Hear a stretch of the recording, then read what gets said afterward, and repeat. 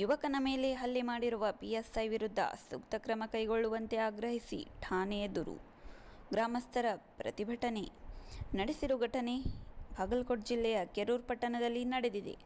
ಉಗಲವಾಟ ಗ್ರಾಮದ ಯುವಕ ಹಿಂದೂ ಜಾಗರಣ ವೇದಿಕೆ ಕಾರ್ಯಕರ್ತ ಸಂದೀಪ ಎಂಬಾತನ ಮೇಲೆ ನಿನ್ನೆ ಕೆರೂರು ಠಾಣೆ ಪಿಎಸ್ಐ ಭೀಮಪ್ಪ ರಬಕವಿ ಹಲ್ಲೆ ಮಾಡಿದ್ದಾರೆಂಬ ಆರೋಪ ಕೇಳಿಬಂದಿತ್ತು.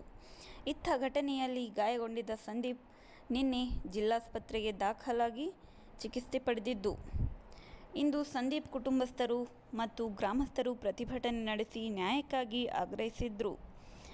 ಬಳಿಕ ಬಾಗಲಕೋಟೆಗೆ ಆಗಮಿಸಿದ ಉಗಲವಾಟ ಗ್ರಾಮಸ್ಥರು ತಮಗೆ ನ್ಯಾಯ ಕೊಡಿಸುವಂತೆ ಜಿಲ್ಲಾ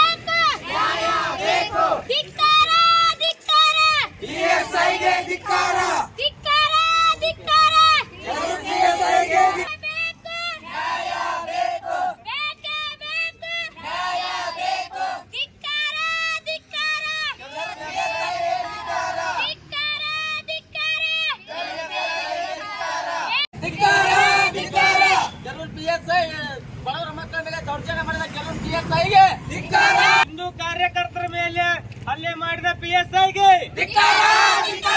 ಕೆರೂರು ಪಿಎಸ್ಐಗೆ